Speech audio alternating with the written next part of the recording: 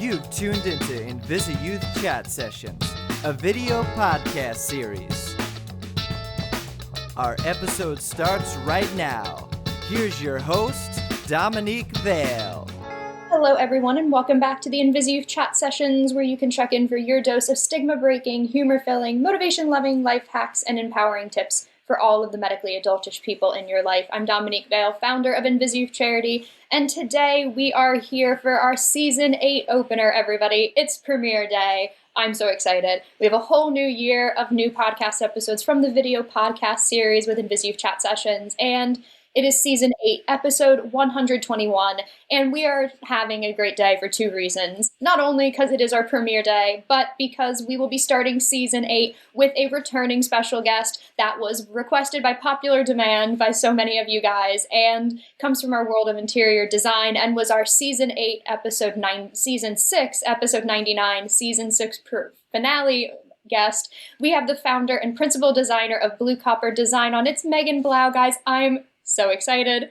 Going to do a recap again with everybody. So after an accident left Maegan with a spinal cord injury, Maegan became a wheelchair user, and her interior design career was born from her experience searching for a home with different real estate options and trying to find what could be both beautiful and accessible. Thus, the creation of Blue Copper Design in 2018, which is now 7 years old. This is a full-service interior design studio based in Arizona that's designed with a mix of an aesthetic of modern Southwest blends and is super beautiful. It's an Instagram follow you must have, I promise, for sure. And with them being what are called barrier-free design experts, they really do blend that accessibility and beauty so well, so all of their clients feel super empowered to have inclusive and thoughtful designs for every person that comes to them. And with Maegan's interior design work, it's also been featured in so many places like Good Housekeeping, Apartment Therapy, The Interior Collective, Home by Design, HGTV Magazine, and Food and Wine, just to name a few. And you can get a sneak peek of all of Maegan's incredible design taste and a lot of the projects and homes that they work on their Instagram. So it is definitely a follow for the beautiful interior design lovers out there that just want to see beautiful houses and beautiful renovation. So Maegan, welcome back on the podcast. Thank you so much, Dominique. That was such an intro. Thank you.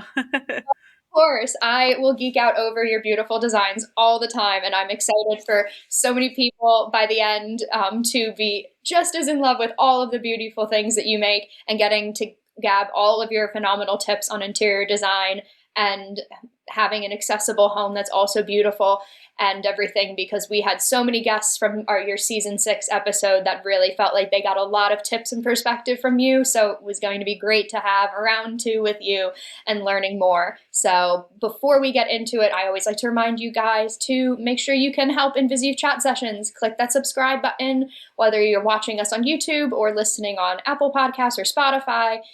You have another maybe like 55 minutes to go click that button. I'll remind you again, but for now I'm doing it. And we're going to go into our first segment, everybody. It is Rapid Fire Roundup. Rapid Fire Round.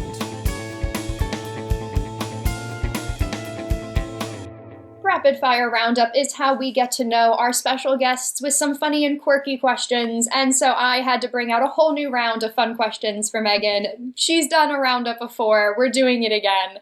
So, Maegan, we're going to just jump right into all the questions. So, if you could join any music group or musical act, which would you want to join? Okay. The only answer I have is I would love to be like a backup singer. No, I would love to be a musician on Taylor Swift's band. Like, oh, I know I know she's like not a musical group, but she is, you know. Okay. No, that would be, just imagine being on that tour that whole time. That would be incredible. I would love to just be in the background of anything, like really, give me a tambourine. I'll do a triangle, whatever you need. Yeah, I'll do the triangle for Taylor Swift. I love that. Yeah. If you could split living between two different places, where would you want both your homes to be? That's a really good question. I love living in Arizona, so I would keep a home here, and then I would split somewhere like cold and mountainy. Ooh. So either I would probably go to Jackson Hole, Wyoming. Ooh, yeah. Cool. Yeah. I like that. We got both temperatures because then you're hitting both north and south of the U.S. I want to be a snowbird. That's my goal in life, is to be a snowbird. You've got quite a few years before we can aim for snowbird, I Maegan. know. I want to be a young snowbird. I love that. I love that. You'd be like, I need to renovate houses that deal with snow. Exactly. I love that. What was the first job you ever had? I was a lifeguard. I mean, I guess my Ooh. first job technically was babysitting, but like my Mhm. first where I had like a W-2 was I was a lifeguard for my town. Neat.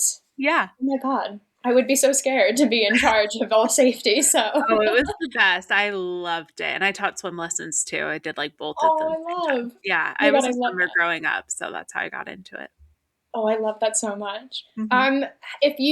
How many are you a girl who loves a lot of throw pillows on a bed or a couch, or are you like a minimal throw pillow kind of person? I'm definitely a minimal throw pillow person. I always stick to odd numbers though on a couch. So like depending on how big the Ooh. couch is, like my couch right now has 5. If you had a smaller couch, I'd probably only do 3. If you have a bigger couch, 7, 9.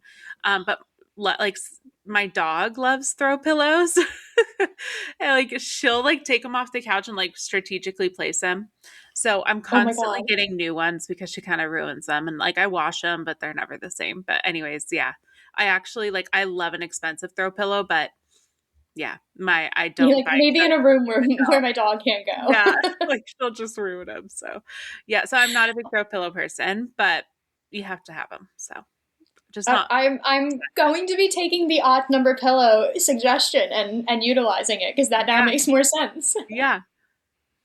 I love that. First thing you would do if you won the lottery. Oh, I mean, like, is it surprising I would buy as many houses as I could and You're like, renovate them? yeah, you're literally, I will be flipping the hell out of houses. Exactly. I would be flipping so many houses. I love that so much. If you talk in your sleep, what do you think you're saying? Oh my goodness. You know what? I know I don't talk in my sleep. My husband talks in his sleep, which is really interesting and I Oh, try to like remember what he's saying. It's just nonsense.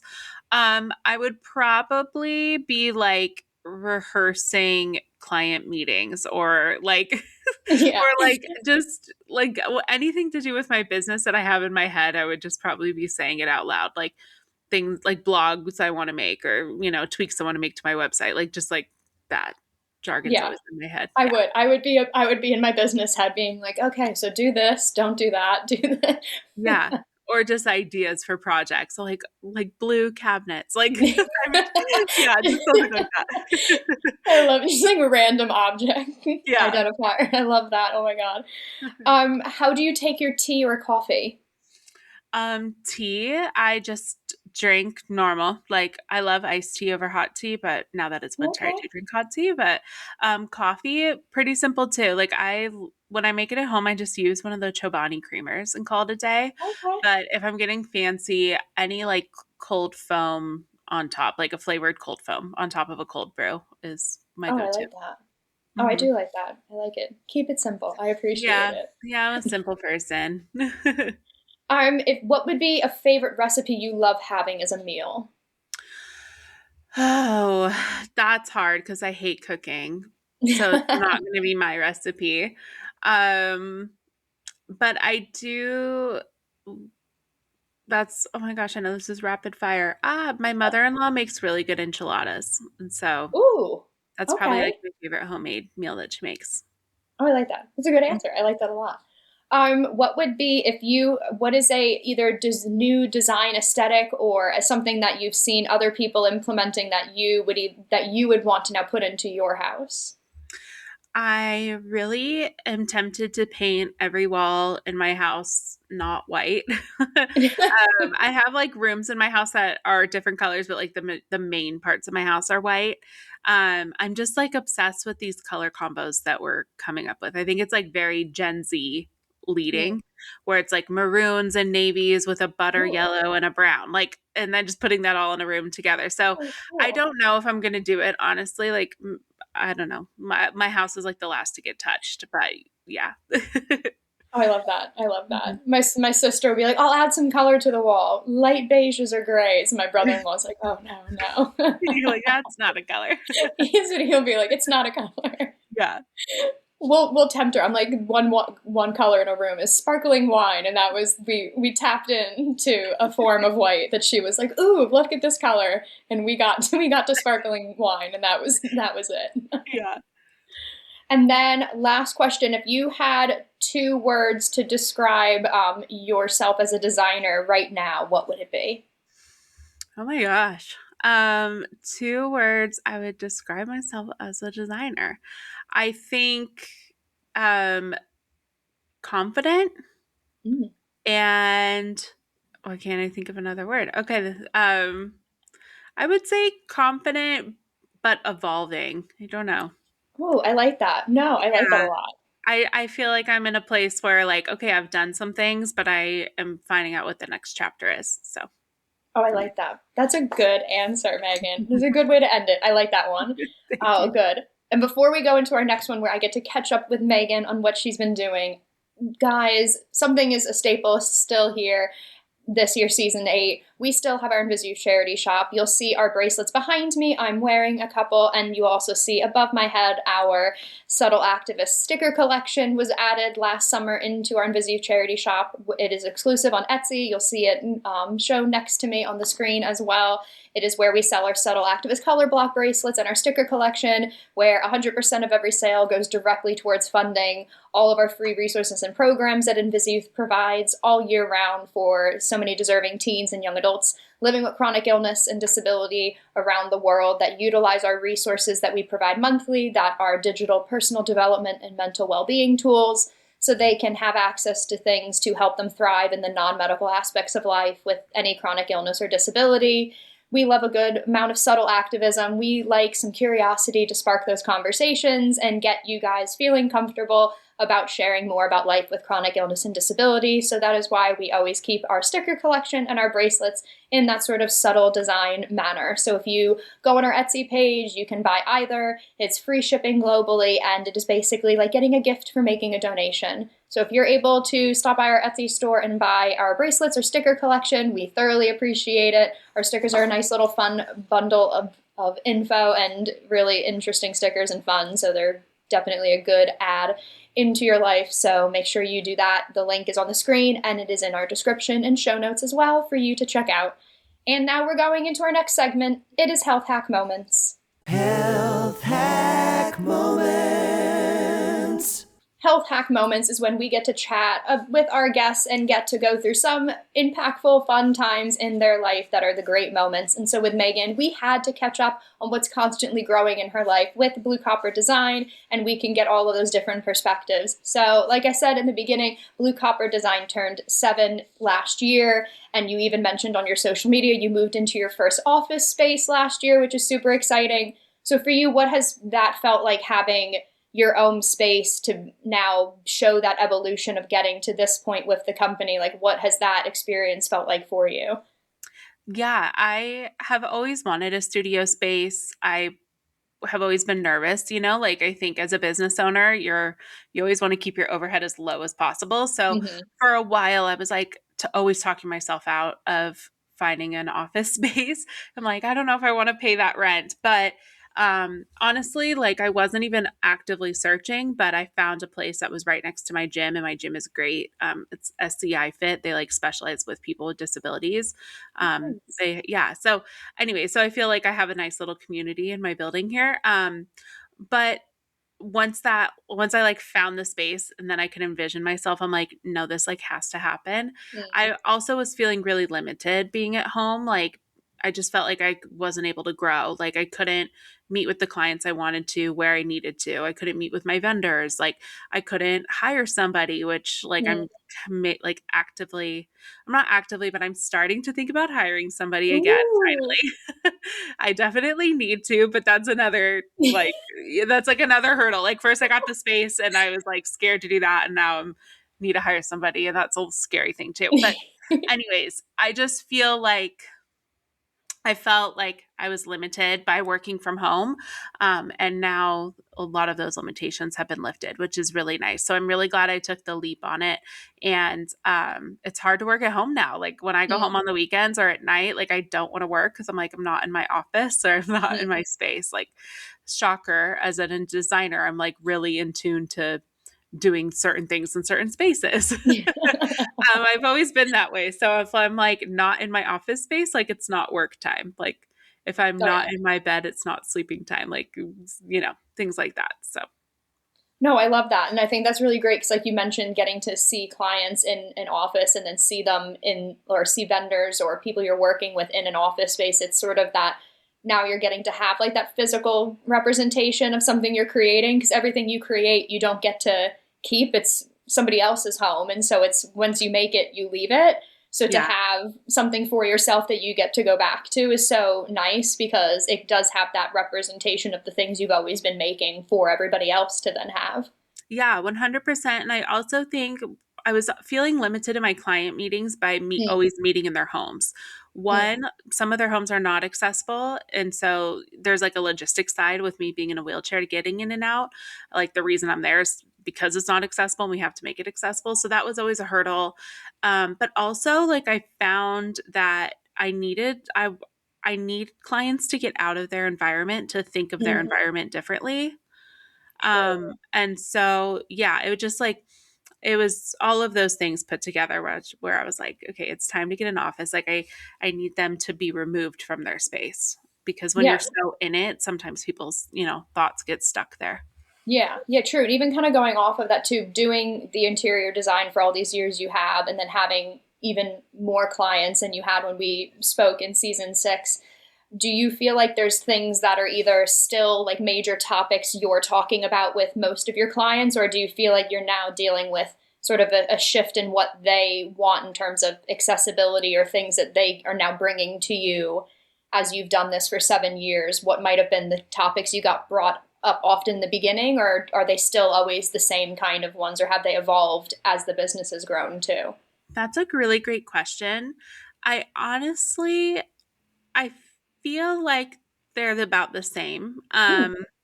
Which is interesting. I think that I'm definitely attracting more people because of strictly accessibility reasons. Where in the beginning of my business, I was more open to taking on clients that didn't need accessibility features. So that has been it, like that part has evolved, but the questions that I'm getting and like the responses and the requests from clients um are the same, but I'm thinking at them like they're still all so different. Like I have a client right now who is very focused on like customizing her home. Like she does not care about resale value. Like we might do like what would be considered weird things because that's what she wants in her home, which I'm really excited about. We're like, Ooh. other clients in the past have been like, okay, I don't want to make it too weird or too niche, or like I'm still very concerned about resale value, which I think I might have said last time. I've said it so many times, like I don't care about resale value because I'm like, we're gonna make it more valuable. Like it's not even a factor. Mhm. Like we don't have to talk about it. But anyways, like everyone's requests have been so unique that their requests are still staying the same. I don't know. Like Yeah, no, I think that that's interesting too, because it's sort of that what they're dealing with as problems in that time is still the same sorts of problems and barriers they're running into. So they're Mhm. bringing that up, but I guess the way they want those barriers then moved for them are shifting based off of, like you said, the comfort of them being like, I, it's, I remember you and I even discussed it too, of what so many people think like accessibility has to look so unique and it has to look so rare, when actually it's all these little sort of minor edits that anybody can then live with. But I think people assume if it goes to being an accessibility made space or room that they think, oh, it's going to look, like you said, it's going to look so bizarre. But to any owner of a new house, they might not even notice that that's an accessibility piece added for them. Yeah. Yeah, absolutely. I guess I'm excited to hear when people are wanting to have things a little bit more customized. Like I kind of have two sects of accessibility that I talk about. Like one for the general public where I'm like, we should just be making things more accessible in general. And then here's like a general way to do that. But then if I have a client that does have specific needs, I'm like, let's talk about those specific needs, which I know can be kind of confusing for people, but it's not. I don't know. Like it's the generalization of accessibility, I think could actually work really well for people and be better than what we have now. But, if you're hiring need for your own specific house, like let's get in the nitty-gritty of it. Oh, yeah, definitely. Even kind of going off of that too is sort of the last thing I wanted to touch on. When you're working with clients, you're also dealing with the contractors who are coming in, or like people are dealing on their own, like with realtors and asking those sort of questions for them. But what have you noticed is sort of the major learning curve when you're taking what you're meeting with clients about and then trying to explain that to a contractor so they don't kind of make it a larger concept of a problem than it actually is, because they're thinking maybe 4 steps ahead of what this will mean when you're coming in going, it's only A and B here. It's not like 12, it's a 12-step process to X.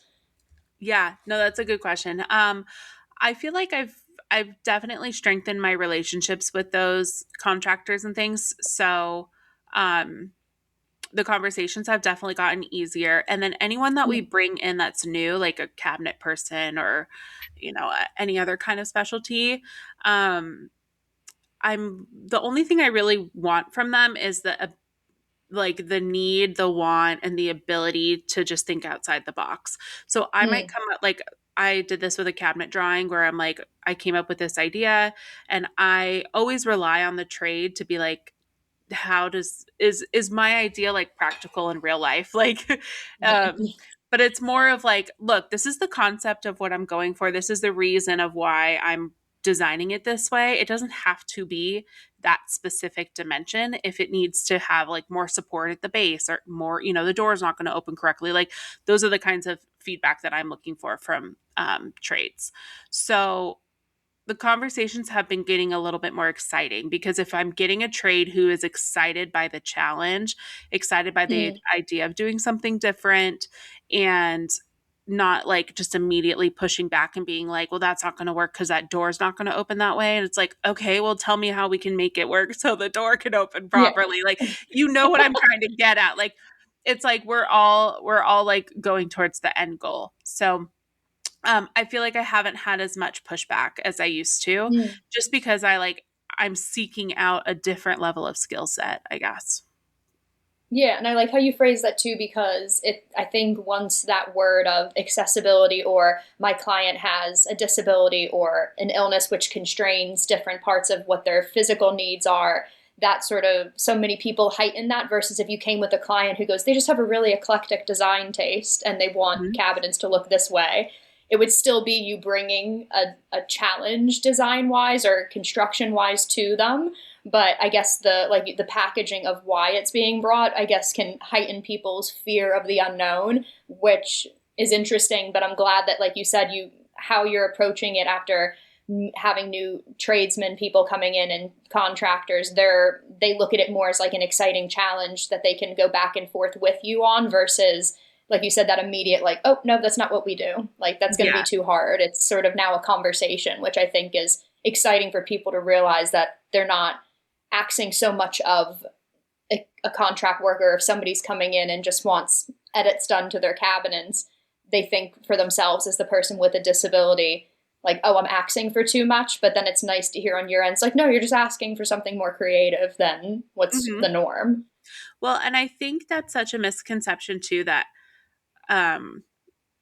when you're like going through a custom renovation, which almost every renovation is custom, but like if you're hiring a designer, if you're like, okay, I want this done right and not just like a DIY, like kind of slapped together kind of thing, even not to knock on DIYs. Anyways, what I'm trying to say is that is like that level of creativity and detail is standard when you're working with a designer and when you're working with a contractor. And even when you're working DIY, if you have that skill set, like that's what I mean. I don't want to knock on the people, but like that is what you're getting when you hire professionals, is like, hey, I don't like the curve of that molding. Like, can I make it this way? Yeah, you can. So when we're just taking that concept and putting it into an accessible feature, I you're right. It's like, I don't want to like shroud or like be secretive, like, oh, this is for accessibility. But it is interesting when you're like, yeah, I want to make this accessible. How many like misconceptions and preconceived notions come with that? So it's almost like, hey, just like forget I said the word accessible and like, let's just like, can I just make this for whatever reason I want to? But Yeah. I always tell them it's for accessibility because that's part of the end goal. Like, well, what are we trying to achieve here? I'm trying to achieve a roll under sink. Like that's my main goal here. So, but Yeah. yeah, I mean, it's that same level of creativity and craftsmanship is what you're getting with any other design project. So that's what I want to see more of, I guess, like in the design industry is like, hey, us as designers, we're always doing these, like, we're always asking for that extra, like, that extra Mm. that extra detail. But why can't we do that in the accessibility realm? Yeah, no, I think that's very true. That's a good point to end that on too, because I know we'll touch on it more at the end in our last segment too, where we'll be picking Megan's brain for all new pieces of advice for lots of subjects. But it's a good point to end on, and it's a good point to end before we get into our halfway mark, which you guys, we're going into story time soon, so hold on before we get there. But what we'll be doing is, you guys know, I always like to take the time to thank you for listening or watching InvisiYouth Chat Sessions. It's our first digital resource that we provided as InvisiYouth, and now we have 5 resources that come out monthly for InvisiYouth Chat Sessions. And so all of our resources that you can get through our InvisiYouth Galaxy that comes out once a month and in that hub for everybody. So you can have free resources and programming every month that are provided for young people with all types of chronic illness and disability around the world. So you can have access to audio and video resources and downloadable guides that can help with all different aspects of the non-medical parts of life with a chronic illness and disability, so you can thrive with any sort of health struggle that you may have. So we leave our donate link on the screen and in our description and show notes, because 100% of every donation goes directly towards funding all of these free resources and programs. And so we've been doing this for 10 years now, and so it's been super amazing that all of your donations really can help us continue to grow and reach more young people and reach different countries and everything as well, of people accessing our resources. So it means so much when you're able to, or pay it forward and send that link to someone else and see if they can support on your behalf. So we really do appreciate that so much. And guys, now we're going into everyone's favorite segment. It's So That One Time. So that one time.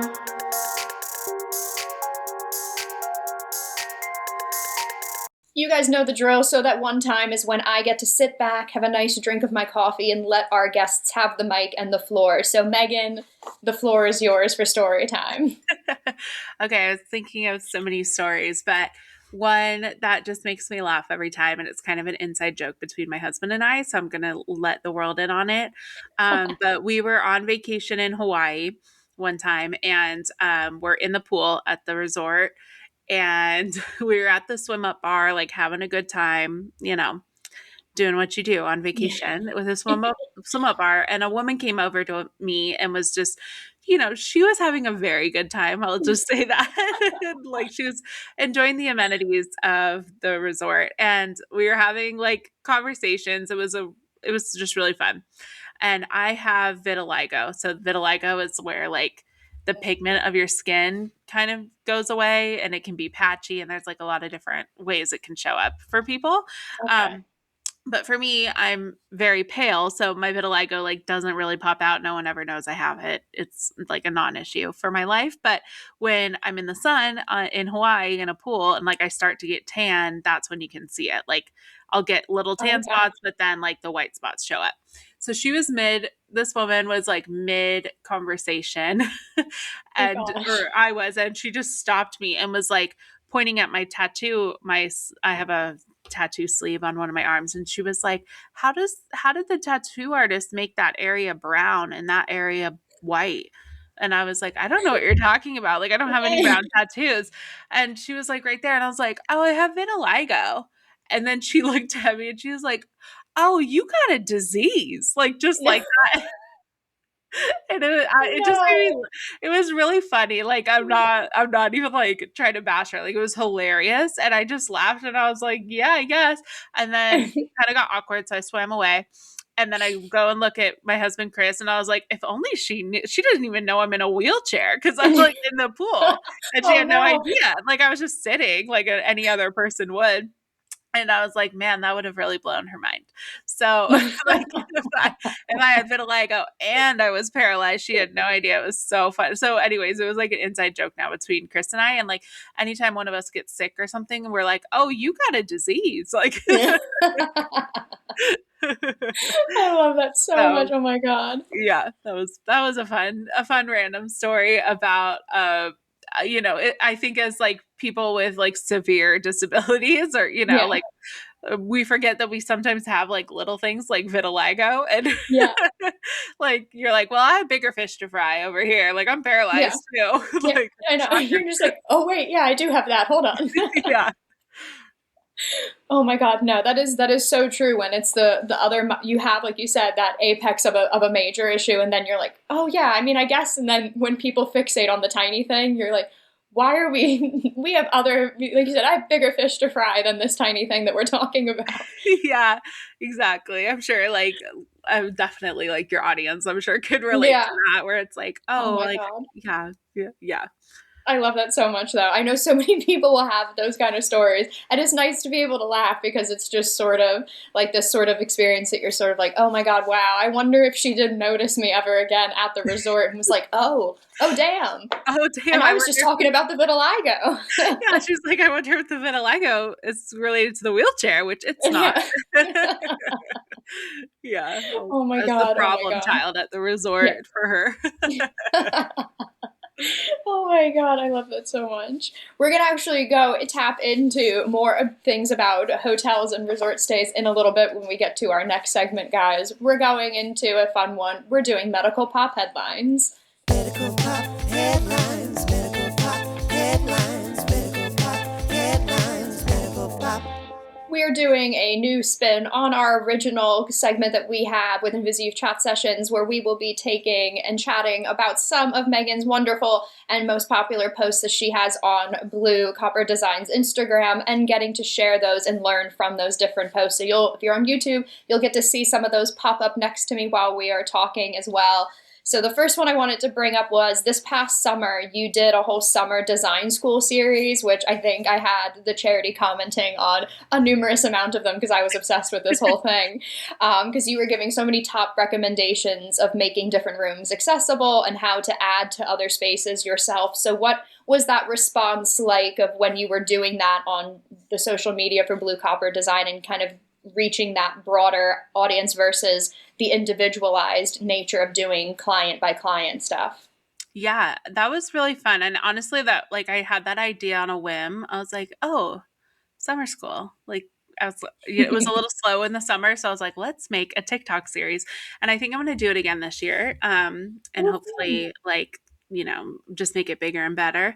But talking like kind of what I mentioned earlier, like there's kind of two ways of thinking about accessibility, and I think we get stuck on the individualized, like super niche, super detailed accessibility needs, but we're not even doing like the bare minimum of accessibility. So it's like we like stop ourselves, and by we I mean like the home industry, like, or just people's brains in general, but like we stop ourselves because we're like, oh well, I can't accommodate this like super specific, I don't know, like this super specific dimension of a shower, but it's like, so then we do nothing. Like so it's Yeah. almost like the generalization is like step one of making homes accessible, and I think step one would actually cover a lot of people, and people are already having to make do in super inaccessible homes and spaces that it's like, well, they're already living like that for years or a lifetime of like having to do these really dangerous transfers in and out of a bathroom, or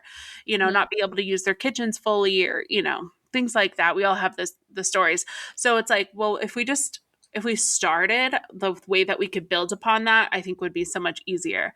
So in the summer school series, I talked about more generalization, parts of accessibility, just to like, let's get the public aware that like we can do these things. And then I did talk a little bit about specifics too, just like different ideas.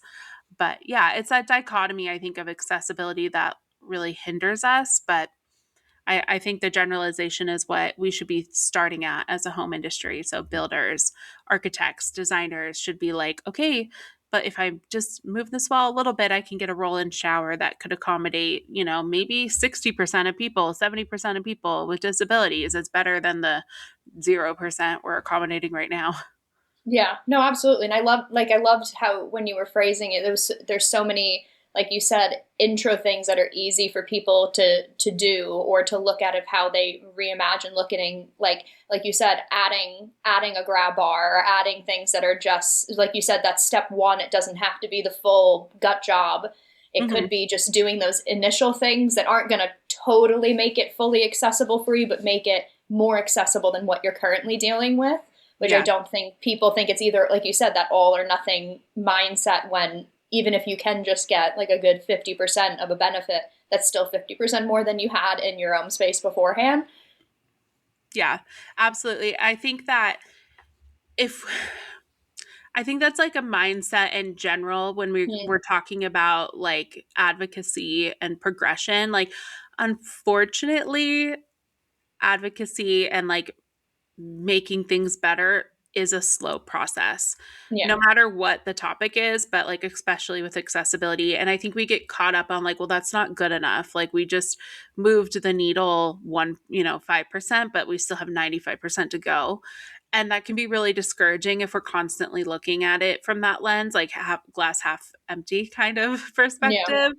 And yes, like, of course, we all want the most progression possible in whatever like rights we're advocating for. But we also can't ignore the progress. It's like the progress over perfection, I know, can be really annoying. But yeah, like I think that there's just a few features that could really make a huge difference in people's lives. And it's almost like, okay, let's prove that. Like, let's prove that concept, first of all, and then we'll have more traction, more credibility, more just credibility, like to be able to expand upon that. Like to be like, yeah, this does make a difference. Like, let's make a bigger difference.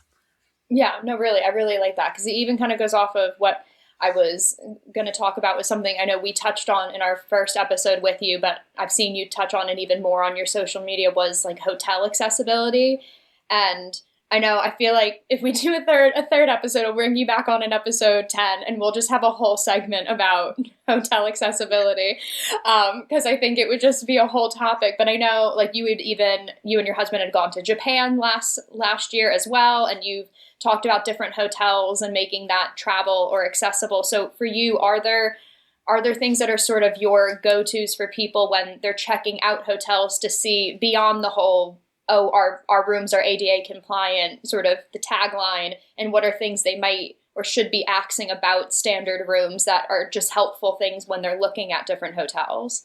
Yeah, great question. And I would love to come back for a third time and hopefully we talk about hotels. I actually have been making connections with people in like different levels of like hotel accommodations. So hopefully like this year Season is the 10, year. we Yeah, will project it now.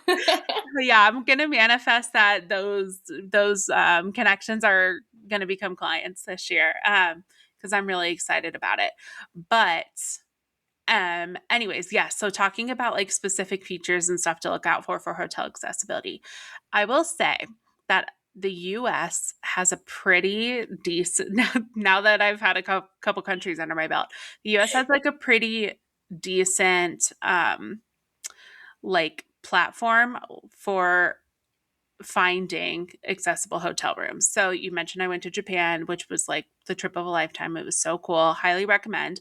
But Japan was like, I knew it was probably not going to be very accessible. And we made do and we made it work and stuff. But there was a lot of places I could not get into in Japan. And another thing I recognized is like here in the States, like it's very like segmented. If you go to like whateverhotel.com, you'll be able to see like standard room, double room, accessible room is now an option and it will have more features listed. In Japan, that was not that way. It was like standard room, deluxe room, suite, call for accessibility. And I'm like, okay, well, there's the time difference, there's a language barrier. And so constantly having to call and be like, do you have a accessible room? What does that look like? was difficult. And then if I was able to find pictures of accessible rooms, they were not the level, like the bathrooms were tiny, the bedrooms were Mm. tiny, like, but that's just Japan, like I knew everything was more condensed over there. Like it's just the spaces are smaller. That's just the way it is. Yeah. And I've had that experience with Mexico. I've had that experience booking in Canada.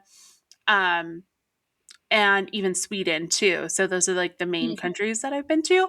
And so with that, once again, progress over perfection. Like, thankfully, in the States, I feel like it is more of a standard for the accessible rooms to be like, okay, does this have a roll in shower or a tub shower?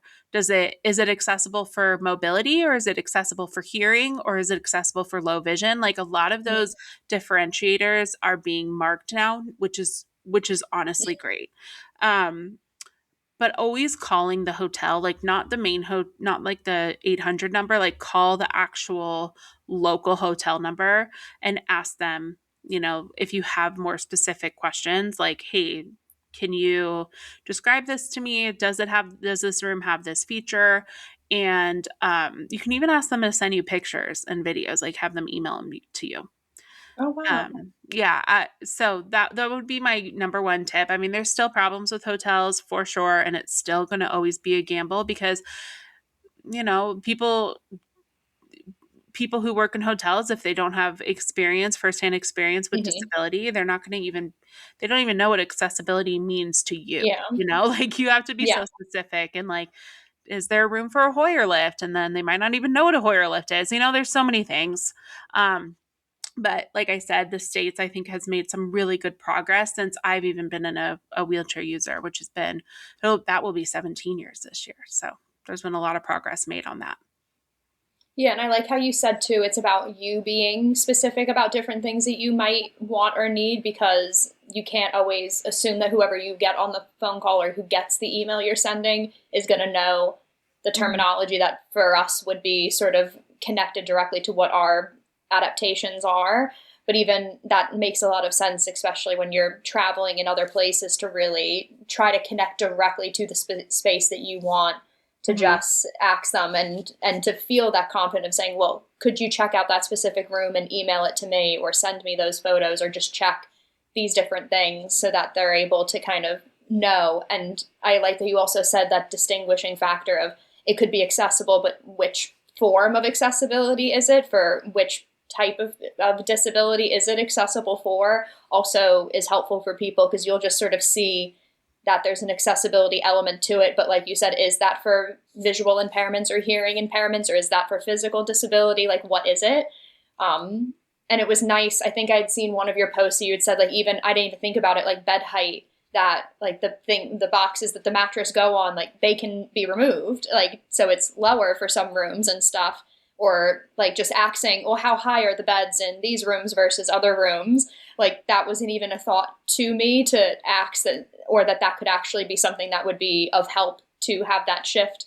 I just always thought, okay, I'll just have to, someone's going to have to help me get in. If I can't move my leg that day, I'm going to have to step on something to get in. I didn't even think of, that's something I could actually ask, is could the height in certain rooms, the beds are lower in other rooms. Yeah, that's probably my biggest gripe with hotels right now. Like, I think we've done a decent job at like hotel, like bathroom accessibility and stuff. Of course, it could totally be improved on, and it's not. I mean, they're not all the same, even though they could be or should be. But the bed height is like something that I'm like, why are the bed heights so tall? And we are constantly talking about it, like, especially the paralyzed community. I mean, I think that's who it affects the most. Yeah. And not all the time the box springs can be removed, but like that's why unfortunately, like I'll just keep going back to the same hotels. And I don't think Yeah.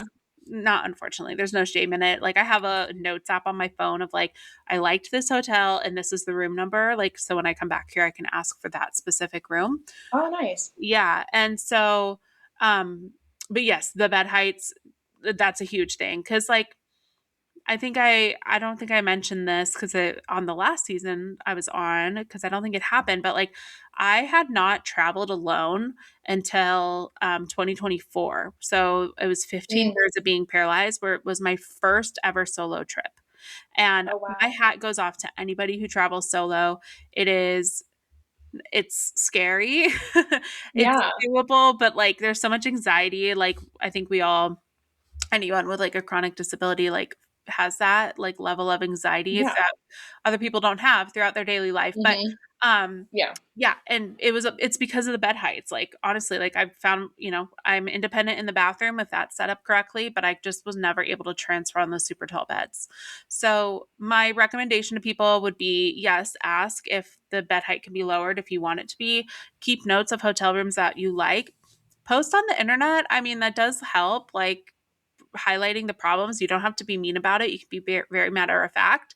But then also like go the extra step and talk to the actual hotel and make them aware. Because I think Yeah. a lot of the times, if they're not even aware that this problem exists and they don't see your social media video, like no change gets Yeah. made. But yeah, like over last year, I did a stay at like a local hotel, and they're super great. I'll shout them out. The Strawberry Inn in Arizona. If anyone ends up in like wants a little getaway, they're fantastic. It's up in like the woods of Arizona. It's this cute little hotel. They have like cabins, they have a regular hotel, they have airstreams, a lot of different accommodations, but they have an accessible cottage. And I told him, I was like, "Hey, Oh, your bed height is too high." And I looked and I'm like, "It could be lowered. Like it's totally possible with the bed frame that they had." And they're like, "Oh, thank you. Like we'll take care of that." So, oh, you know, wow. like it can definitely happen, whether Yeah. it's No, a I love Hilton that. or a local hotel. Yeah, no, I do. I really like that. I think that's really nice. Like you said, knowing what you can do for yourself and then how you can bring that up to places as well to kind of try to make that movement or change is really helpful. And I was even going to shift gears a little. Something I noticed this past year, I've seen you share more on your social media is different exterior designs and getting to see those, which was really fun. So when you're thinking about renovating, because so many people when they're thinking about it, they're just thinking in like interior design. They're not thinking about. I remember something you had said on the first episode I had you on was getting into the house. You're like, yeah, I can do whatever I can in the house, but how do you or I ever get into your house? Then Mhm. was the next question. So have you noticed like different design layouts for just sort of entering and exiting a home or actual like backyards or things that are features or things that you thought were really great in terms of accessibility for people to think of for themselves or when they're talking about looking with realtors about those things of what should they be looking for on the exterior side of houses? Yeah, I mean, I think you're absolutely right. Like I've talked about that many times about the exteriors of homes because I often feel like they're neglected. Yeah. I don't like I exterior design is like a whole different ball game, and it's something that I do want to get more into, actually, like picking materials and stones and helping with landscaping even for like the exterior of homes. It's a whole specialty. Like there are designers who just do the exterior of homes because Oh, cool. it's like a different, like I said, like it's a different portion of our brains. Yeah. um so to make it like extra beautiful and like an actual showstopper. But when it comes to accessibility, like, yes, I am finding that people are like much more open to it because once again, like it has more benefits than just people with wheelchairs or walkers. Like it's helpful for strollers, it's helpful for people who are ambulatory, but maybe not as ambulatory as they used to be. They might have Right. a foot drop or, a limp or something. But it's also like helpful getting groceries in and out of your house, like getting Yeah. furniture in and out of your house. Like there's so many things. Now, I have a lot of experience with exteriors here in Arizona, and I totally understand that like all throughout the country, exteriors are like they vary widely. Like that's probably the Yeah. biggest difference. It's just the grade, the landscaping, the surroundings, and then the way people build homes, ver state to state or like region to region. So, um, there's a lot of different ways to like you might not be able to get a zero entry like threshold point in West Virginia because it's so hilly, Mm. or even California is like super hilly Yeah. compared to Arizona. So like ramps might have to be like a better option for that. But yeah, I'm seeing a lot more people taking notice of that and the benefits of it outside of just like accessibility reasons. Yeah, and I like you kind of even touched on it too, because it was the last one of your social media post I wanted to touch on was you did a post that I really loved that I saw a lot of people commenting on was more about the curb cut effect is how you were phrasing it, and how, for those who don't know about it, sort of decisions that are made for accessibility typically in that community, but actually can help a much larger community as well. So I know you just had mentioned it in terms of like having ramping, and that also not just being for wheelchair users or walker users, it has a larger widening for people to be helpful for. So what are other sort of like design ideas you've noticed that you use or other people use and that come from that accessibility initial background that are just helpful for most people regardless of accessibility need? Yeah. The curb cut effect is great. If you Google it, you'll find a lot of information on it. It's not something that it's not my term at all. Yeah. But I have done blog posts about it and posts about it because I just think it's fascinating. So it's the idea that like having a curb cut and a sidewalk, though it was designed and made for people with wheelchairs mostly, it benefits so many other people. So people with walkers, canes, like I said, lower ambulatory abilities, strollers, bicycles, scooters, skateboards, so many different kinds of people will benefit from having that curb cut. Even like dollies, people unloading and loading trucks and, getting things in and out of businesses and things like that. But it's also where people like congregate. It's something I'm very aware of as a person with a wheelchair. Like nobody wants to step off the curb if there's a curb cut. Like everyone will funnel through that curb cut because it's just natural. Like it's just like, okay, this is where we naturally cross the street. So it's like bringing that idea into other parts of design. There's a lot of commercial examples of it, things like automatic doors, even like door openers. I always think like the handicap stall or like the disability, the bigger stall, for lack of a better term. Everyone always wants that. Like, like it's more comfortable. Like I said, it's natural. Like people will do their business in that stall over the smaller stalls just because it's better. Like, so it's those ideas that like accessibility, things that are made for accessibility can also just be like a better option. In a home, like I said, the entrances, like having some kind of 0-point entry into the home can be great. Even something as simple as like a tilting mirror. So that's a mirror that's like hinged. It's not like just flat on the wall. It's hinged so it can pivot. Tilting or pivot mirrors is what they're called. They're really cool. Like they look super cool, but it can be great for like shorter people or kids, like to be able to see themselves in a mirror. Drawer storage is something I talk about a lot. Like that's a kind of residential version of a curb cut effect where it's like, I'm going to use them for accessibility, like so that a person in a wheelchair doesn't have to bend down to get to the back of a cabinet, but it helps everybody trying to get to whatever's in the back of that cabinet, like putting something on a drawer. Smart home features, I think, is like something that got commented, which I was like, oh yeah, totally. Like closed captioning, like who doesn't, like so many people are watching TV with subtitles on, like, but that was made for accessibility. So there's so many different examples I could go on and on about, but that's the overall concept of it, is that things that are made for accessibility also benefit other people outside of the intended use. Yeah. And I think it even just circles back to what you were touching on in the beginning, when you're with a realtor looking for a home for yourself, or you're speaking to a designer or wanting to dabble in making your space more accessible for yourself. It doesn't have to, like you said, it doesn't have to feel so niche because of where the need is coming from. It can also be something that is so helpful in a space for everybody who's going to come into your home or into the space. It just makes it easier for everyone to have sort of the wider entryways and more space between sofas and cabinets and things that for you as using a walker or wheelchair might be helpful, but for everyone else, they might just enjoy having the wider girth between them in general. So like you taking sort of, like you said, that niche mindset off a little bit of this is for my personalized need, and then seeing that it could actually be helpful and enjoyable for a lot of people who would come into your space or utilize it even after you. Like you said, when people would want to resell homes or move out of spaces, it's also just helpful in general for other people might enjoy it as well. Yeah, exactly.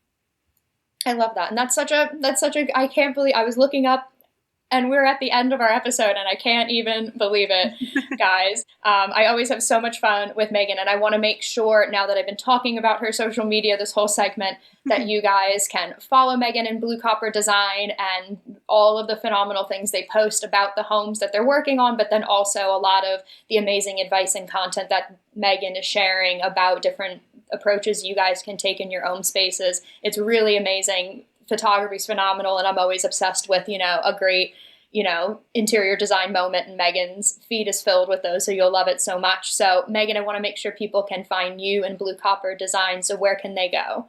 Yeah, it's at Blue Copper Design on TikTok and Instagram, are main ones. And, I always say, like, most things on Instagram go on TikTok, but not everything on TikTok goes on Instagram. Cause if you know, you know, but like TikTok is a little bit more of like the behind the scenes and like my personal daily life, where Instagram is a little bit more focused on studio.